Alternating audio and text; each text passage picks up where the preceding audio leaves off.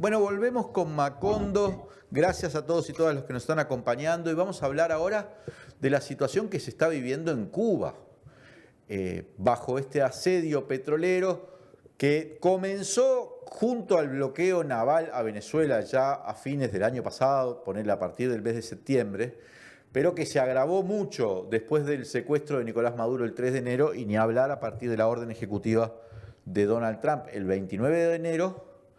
Y ya, de acuerdo a las autoridades cubanas, hace como 3 meses que no reciben un cargamento de petróleo, de combustibles. Entonces, la situación energética, que ya era complicada, se ha transformado en crítica.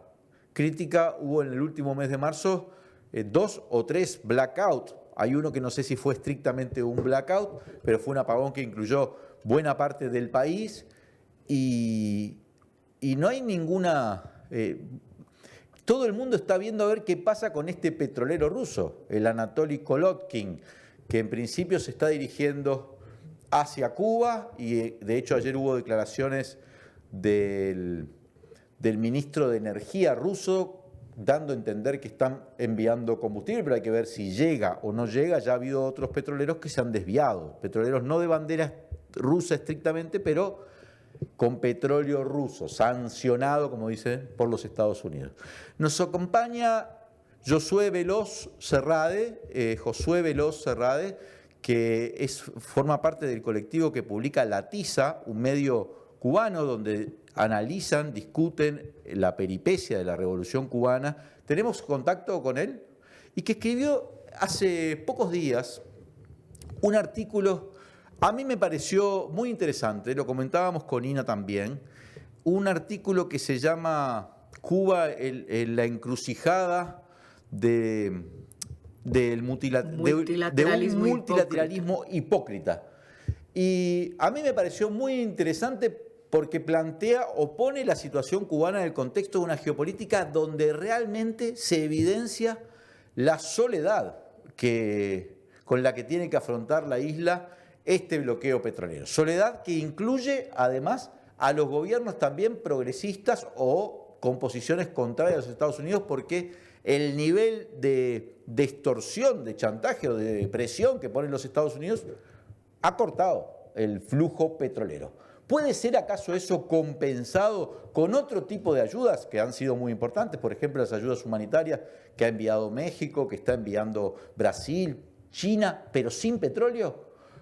Bueno, para analizar, para conversar esta situación, nos acompaña Josué Veloz Serrade, al que agradecemos mucho que se haya conectado para hablarlo en Macondo. Bienvenido, Josué. Estás muteado. Está muteado el Zoom. A ver si logramos. ¿Ahora? Ahora estamos bien, te escuchamos bien. Perfecto, sí. Bien. Sí, efectivamente, como estás describiendo, y un poco conecta con lo que ustedes vienen dialogando. De facto, contra Cuba hoy hay un estado de excepción. Un estado de excepción. Hay una suspensión de la ley. Si uno incluso lo piensa desde Agamben, hay una suspensión de la ley, pero hay un territorio, una zona, que esa suspensión de la ley misma crea que se le impone a un país. La política del bloqueo históricamente siempre fue una política de excepción, porque nunca fue un problema bilateral. Ustedes han visto que muchas veces se utiliza el término de embargo. En el fondo, un poco, llamarle embargo es para ofendernos a los cubanos. Es una forma sutil de ofensa, porque no es un problema bilateral. Ha sido siempre una política dirigida a Cuba y contraria a todo aquel país o estado que quiera tener un tipo de relación normal, de respeto con Cuba. Y hoy, en estos momentos, nosotros interpretamos que una parte de ese gobierno de estado de excepción que se ha impuesto a la región y a una parte importante del mundo, ha decidido que es el momento de destruir a Cuba. Que quizás no se les presente otro momento en la historia como este para lograr lo que siempre han querido, que es destruir el proyecto histórico de la Revolución Cubana y todo lo que eso implica en términos simbólicos para la lucha de los pueblos, para el deseo de una alternativa, de una sociedad diferente. Han interpretado, ese gobierno actual de los Estados Unidos ha interpretado eso con detalle. Hay un sector muy ultra reaccionario que ha capturado la política del gobierno norteamericano en estos momentos, de origen cubano, pero tampoco podemos caer en la trampa de pensar que esto se debe al interés de un grupo en particular, porque hay sectores dentro de la clase dominante de los Estados Unidos que, aunque no lo dice o desprecia las formas de Trump, en silencio, bueno, ¿y si nos resuelve el problema? ¿Y si nos hace el trabajo sucio? ¿No? Entonces, en ese sentido, nosotros también decimos, no se puede pensar el escenario actual que está viviendo Cuba de asedio y de bloqueo en condiciones, por ejemplo, en estos momentos hay más de 90.000 pacientes que esperan por operaciones, que han tenido que cancelar sus operaciones.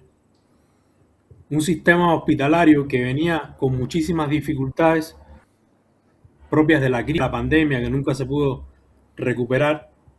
Y en estos momentos estamos viendo una situación que ha tensionado al máximo la vida cotidiana. Al mismo tiempo que se hace eso, permanece la narrativa del Estado fallido. Es decir, a Cuba se le impide acceder a lo más mínimo y al mismo tiempo el Estado es un Estado fallido. Josué, Más perverso y muchas cínico gracias. no puede ser el escenario en ese sentido. Sí. José, muchas gracias por estar aquí. En primer lugar, también agradecerte este artículo, es brillante, lo recomiendo a todos los que nos siguen. Tú tendrás familia en Cuba, sabrás cómo está la situación en estos momentos. Nosotros lo estamos siguiendo desde donde nos encontramos permanentemente. Y yo no sé, yo estoy lejos y te quiero preguntar a ti cómo están los ánimos ahora en la isla, porque una sigue las noticias, sigue lo que se publica, ve que llegó la flotilla, ve a Silvio Rodríguez agarrando una AK, preparándose para resistir. Y tú mismo dices, la resistencia heroica sin combustible, ¿no? Se convierte en la resistencia agónica.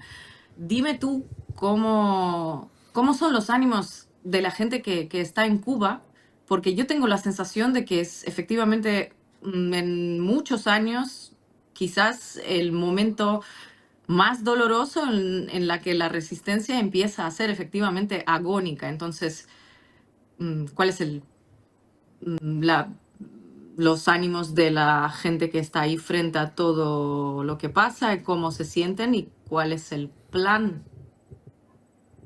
Sí, hoy hay un escenario realmente, en la vida cotidiana está tensionada al máximo, como les decía, con carencias de cuestiones muy, muy básicas, muy concretas, fundamentales para reproducir la vida. Eso ha calado también en el estado de ánimo de la población, lógicamente, y en algún punto ellos lo saben, es decir, el imperialismo sabe que efectivamente esta situación genera un estado de descontento, también de desesperación, que produce lógicamente un quiebre en la vida cotidiana. Que eso lo estamos viviendo hoy, se ha acelerado al máximo. Ustedes han podido ver también porque está ocurriendo, han ocurrido expresiones de descontento popular que aparecen en distintas partes de la isla, pero es muy importante lo que podamos hacer hoy en términos también de poder desligar ese descontento de lo que son las responsabilidades históricas del proceso revolucionario, de cuestiones que nosotros incluso internamente tenemos que resolver por nuestras propias, desde nuestra propia condición soberana, de salidas que tenemos como proyecto soberano, tenemos que distinguir con mucha precisión eso de lo que se está generando por esta situación de cerco, de excepción sobre Cuba, que no es posible si no hubiese al mismo tiempo una complicidad indirecta del mundo y de bloques geopolíticos, ya que ustedes mencionaban el artículo, de bloques geopolíticos que supuestamente venían a disputar un nuevo orden. Los BRICS fueron pulverizados. Irán fue invadido en medio de un proceso de negociaciones. A Cuba se le está aplicando una especie de método Gaza de baja intensidad frente a la comunidad internacional, frente a la impotencia del orden internacional. Por eso yo decía también en una conversación con unas compañeras y compañeros recientemente, yo les decía, no le estaremos hablando a un orden internacional que ya no existe. Pero esa es otra pregunta que tenemos que hacer. Si realmente los foros, esas reuniones diplomáticas que hacemos cada cierto tiempo, le estamos hablando a un orden que está vivo o a uno que ya murió.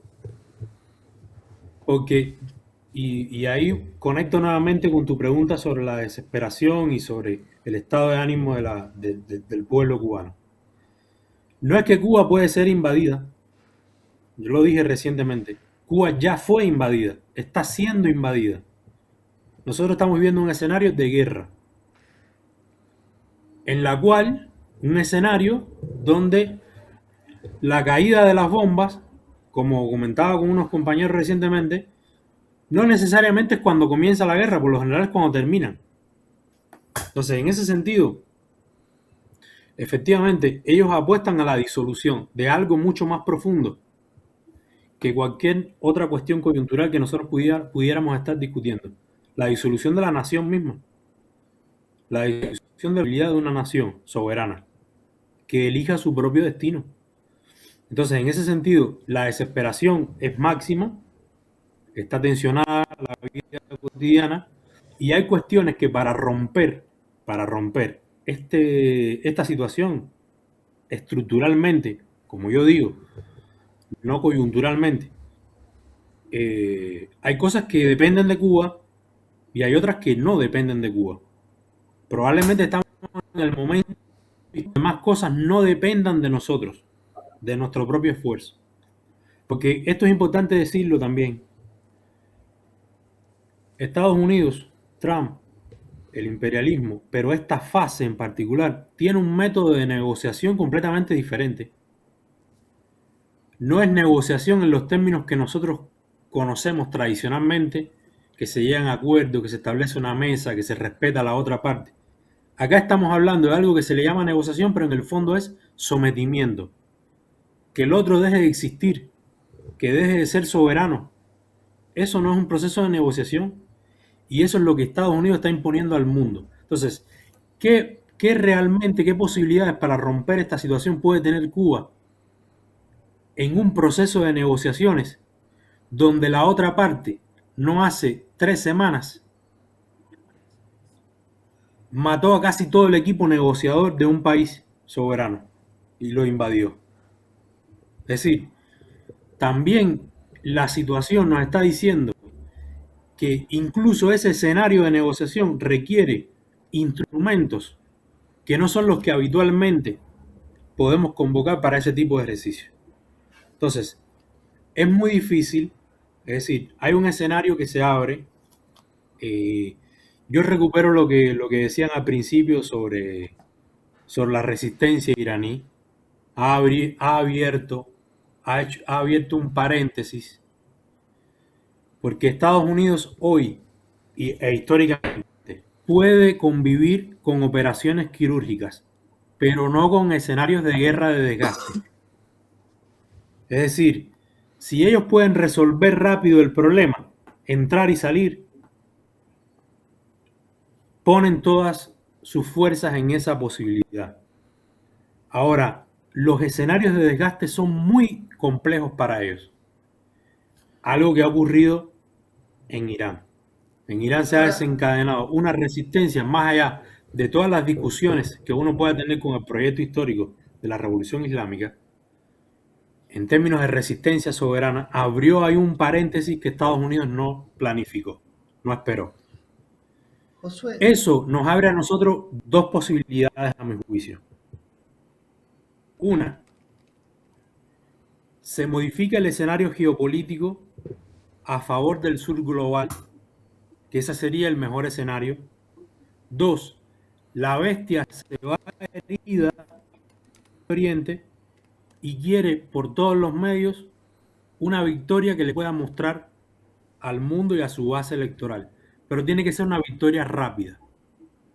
Por eso, algunos de nosotros modestamente decimos que el mejor escenario, la mejor carta de negociación que tiene Cuba no son las concesiones, sino el costo de una invasión. El imperialismo tiene que Josué, recibir todas las señales de que un escenario de invasión, por duro y difícil que sea hablar de esto, el escenario de invasión para ellos tiene que ser el peor escenario. Porque hoy estamos operando con la lógica del estado de excepción. Yo quiero volver sobre esa cuestión.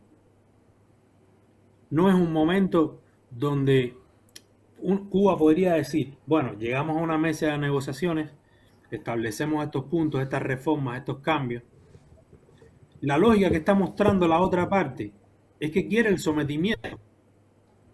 No quiere que parezca que ese escenario de negociaciones conduce a que Cuba permanece su dirección histórica, su conducción política, su sistema político. Entonces, yo te diría, en esa pregunta que me hiciste, que me parece muy importante, ¿cuál es la salida para este escenario? Bueno, hay una salida que no depende de nosotros, depende de movimientos geopolíticos importantes, de actores que hasta este momento se han declarado preocupados y consternados, pero que en la práctica no han roto estructuralmente con ese cerco geopolítico. Ustedes hablaban al principio del buque. Todos los días recibimos que si anda por tal lugar, porque lo otro que tenemos que ver en esta época es que el secreto desapareció.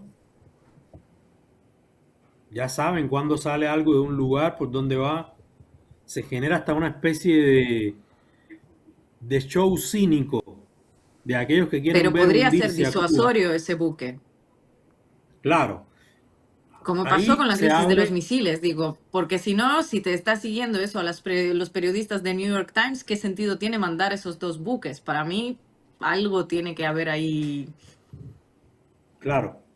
Lo que pasa que Otra cosa ahí es para también, cuánto va a alcanzar ese petróleo, ¿no? sí, eso abre una ventana de tiempo, pero no resuelve la situación de fondo. pero Además, Josué, te quiero es hacer una importante, pregunta. Marco, sí, decime, Sí, sí, adelante, adelante. dime. Termina la idea y te hago la pregunta. No, te iba a decir que ahí se abre una ventana, pero nosotros también decíamos en el artículo, porque el artículo es también fruto de una reflexión colectiva del grupo, que uno después sintetiza. Pero nosotros decíamos, bueno, los buques tienen que salir, pero tienen que llegar, porque el efecto disuasorio se convierte en realidad en disuasión cuando llega, cuando efectivamente esos barriles están en Cuba. Porque lo que nos estamos jugando es la supervivencia de la nación. Como yo le decía también a otros compañeros, nosotros también tenemos discusiones sobre el proceso de reformas en Cuba. Tenemos discusiones profundísimas. En todas hay opiniones diferentes. Ahora, nosotros para poder hacer reformas en Cuba, para que Cuba pueda encontrar una alternativa a su crisis estructural, tiene que haber un país, tiene que haber una nación. Sin eso no podemos. Entonces, frente al imperialismo, nosotros tenemos que ser un as. Pero para eso es importante que los que envían los buques los hagan llegar, porque tienen la manera de hacerlo. Lo pueden hacer. Tienen el poder suficiente. Y mencionar la crisis de los misiles. ¿Qué ocurrió si volvemos a aquella crisis de los misiles? ¿Qué hubiese ocurrido históricamente si se hubiese aceptado la posición de Fidel en los 5 puntos. Fidel puso 5 puntos, la dirección de la revolución puso 5 puntos. Eso te iba a preguntar. Si tenemos que repensar la experiencia de la crisis de los misiles a estas alturas. Efectivamente. Nosotros lo conversábamos en estos días. Ese repliegue, esas conversaciones que no fueron comunicadas a la parte cubana y que provocaron un daño en las relaciones durante un tiempo, llega hasta hoy. Porque efectivamente en esos 5 puntos estaba recogida la posición cubana de que Estados Unidos aceptara definitivamente. Y ese condicionamiento lo arrastramos hasta hoy. Claro, Fidel dijo en aquella ocasión, cuando se cerró el acuerdo por los misiles, Fidel dijo, ustedes inspeccionan los barcos en alta mar, pero no inspeccionan los barcos dentro de Cuba. Ustedes no inspeccionan el territorio cubano. Es decir, eso abrió un paréntesis. Ellos saben lo que se llevan, pero no saben lo que se queda. Pero además era una definición de el lugar del territorio de la nación cubana, donde dos grandes, donde dos poderosos llegaron a un acuerdo sin tomar en cuenta la parte cubana y lo que era nuestra solicitud. Y eso llega hasta hoy. Nosotros esta vulnerabilidad geopolítica, más allá de los aspectos culturales que tiene y los aspectos regionales, sí, también tiene un elemento histórico. Yo coincido, eso es una cuestión que hay que revisar nuevamente. Pero sí, para nosotros queda claro algo, ningún proyecto popular, por valioso que sea, por profundo y puro que sea, sobrevive en soledad. Necesitamos nuevamente repensar cómo construir una retaguardia geopolítica del sur global, que no sea declarativa, porque si algo también ha demostrado Irán es que las declaraciones no duran nada. Lo único que el imperialismo le puede poner un límite hoy en su andar desenfrenado es una fuerte capacidad de resistencia, y también hay que pensar en nuestros sistemas de defensa regionales. Por eso yo decía también en el artículo, Lula dice, ¿podemos ser invadidos? Sí, efectivamente, puedes ser invadido. Y mientras más solo estés, existe más esa posibilidad. Porque hoy se están disputando los escenarios geopolíticos de otro modo. ¿Cuánto tiempo será de esa manera? Bueno, está abierto ese escenario. Pero no olvidemos que Trump, en términos geopolíticos, le está resolviendo a la clase dominante norteamericana elementos muy importantes que no pertenecen solo a la plataforma MAGA ni a la plataforma ultraconservadora. Son extensivos a la clase dominante norteamericana. Hay que pensar en eso también. Tampoco quedar atrapados de la ilusión de las elecciones de medio término. Vieron que hay muchos que se aferran a las elecciones de medio término. Cuando lleguen las elecciones de medio término, esto cambia. O cuando ya deje de ser el presidente, o si hay un impeachment, sin comprender la lógica estructural del sistema de dominación del imperialismo. Porque esta política de cerco que tiene hoy Cuba la aprovechó Biden también. Y era el vicepresidente Obama. Entonces, hay que ahí se juegan todas nuestras posibilidades. Josué, nos estamos quedando sin tiempo, pero se me juntan varias cosas. Primero el tema de la negociación, porque Trump también es un dirigente muy pragmático y transaccional, y lo demostró con el caso venezolano de forma muy gráfica, digamos, ¿no? A mí me interesa el petróleo, si ustedes están dispuestos a ceder su petróleo, negociemos y lo demás lo pateamos. ¿Cuba tiene algo para ofrecer en términos transaccionales de la lógica de Trump que no sea el poder político, que digamos es lo que no se puede negociar? Y dos, si no hay nada que negociar en el fondo, en esa lógica, ¿qué instrumentos tiene internamente Cuba para reoxigenarse en esta soledad y en medio de este asedio? ¿Los tiene? ¿Qué conejo puede sacar de adentro de un sombrero para producir una expectativa a futuro, producir alguna mejoría fáctica? Bien. A mí me gustaría precisar algo de lo que estás diciendo en términos de cuál es el tipo de negociación que impone Trump. Pero me parece importante, hay algo muy fino ahí. Hay ahí algo de ingeniería en el caos en Trump. ¿Por qué? Porque si uno observa cómo son los escenarios de negociación que él impone, tienen como elementos que se repiten. Primero, intentar dividir a quien negocia en una parte razonable y otra que no es razonable. Divide al adversario. Hay una parte del adversario con la que podemos conversar y hay otra con la que no podemos conversar. Y eso se convierte en una especie de tecnología de desestabilización del adversario. Incluso a nivel psíquico. Porque también el propio sujeto que está asediado por la vida cotidiana, por la desesperación, dice, bueno, tenemos que hacer algo para salir de esto. Y puede pendular hacia el elemento racional, que es hagamos lo que haya que hacer para que esto se modifique. Entonces, hay una metodología que es dividir al adversario entre alguien con quien puedo hablar y con quien no puedo hablar. Lo hizo con Venezuela y lo hizo también con Irán. Lo sigue haciendo hoy, sigue diciendo, ya yo eliminé a todos con los que, lo dice con otras palabras, pero eliminé a todos con los que no podía hablar y ahora estoy hablando con los que sí quieren llegar a un acuerdo rápido. Eso es narrativa, pero es también metodología de dominación y de negociación. Dividir al adversario y que eso el adversario lo internalice, que se quiebre internamente, que efectivamente en las fuerzas populares hay una parte que diga, tenemos que ponernos de acuerdo, hay que negociar, que diga, no podemos hacerlo. Ese intento de decisión psíquica que se traslada a la decisión política es una metodología. Entonces la están utilizando también con Cuba.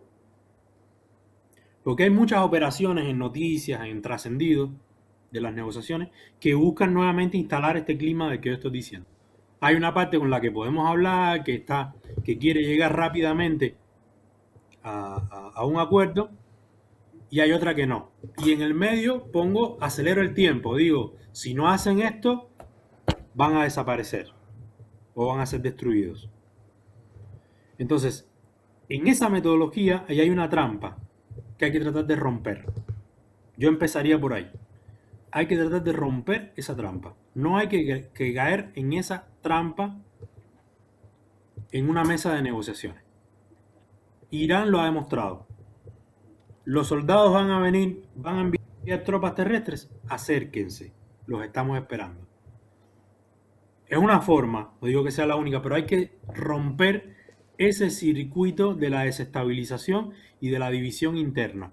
Porque eso opera también en el interior del pueblo que debe estar movilizado. O de la parte del pueblo que aún puede estar movilizado.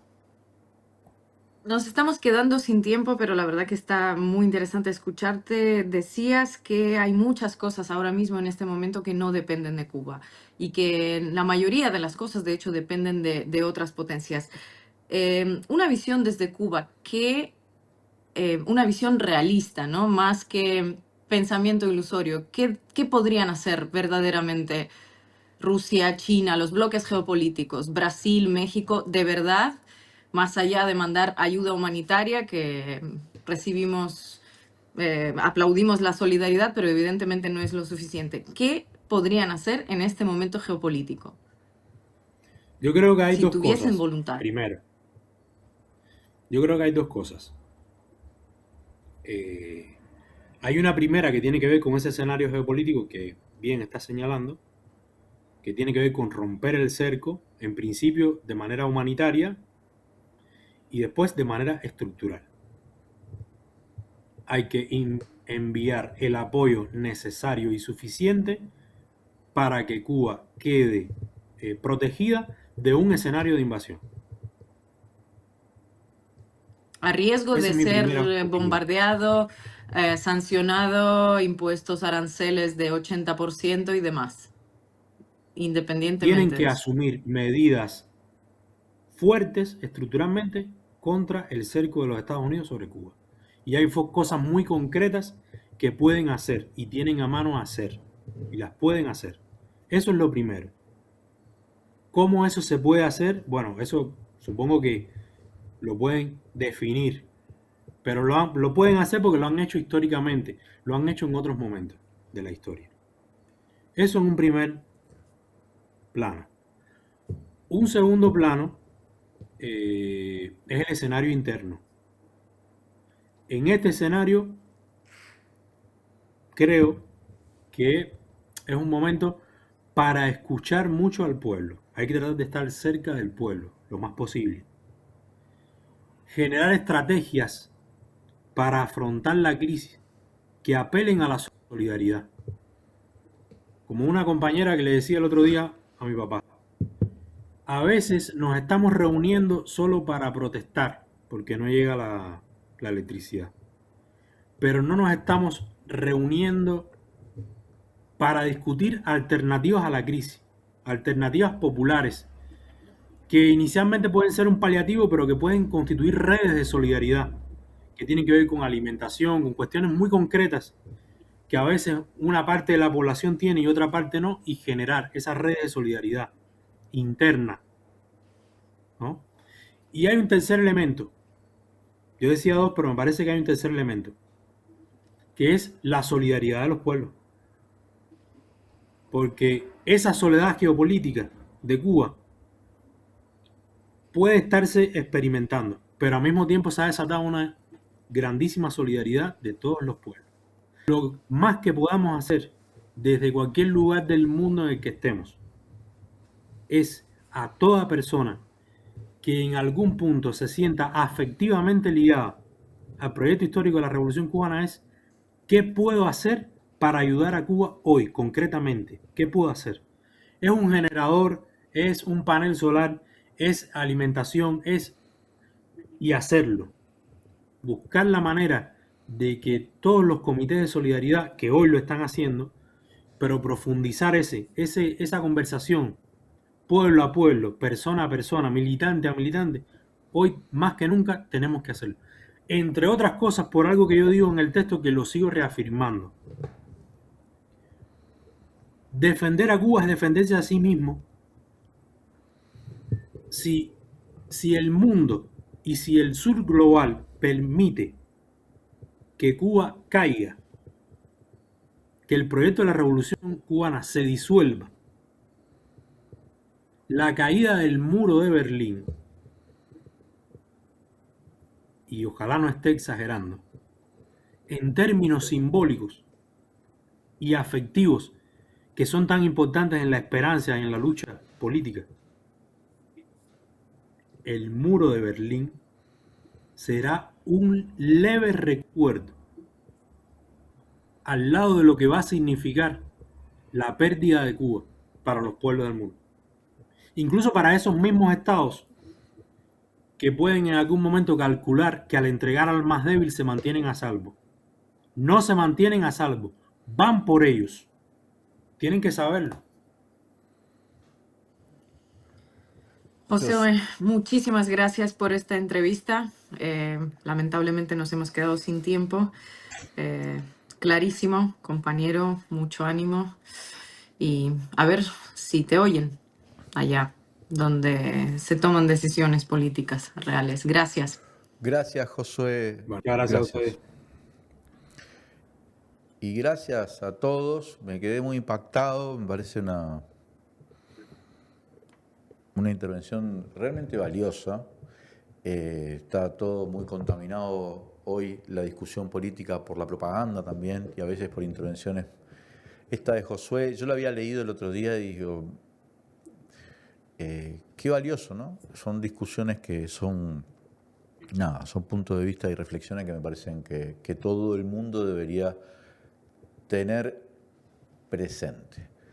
Bueno, Ina, Marquito, Nos vemos el jueves que viene.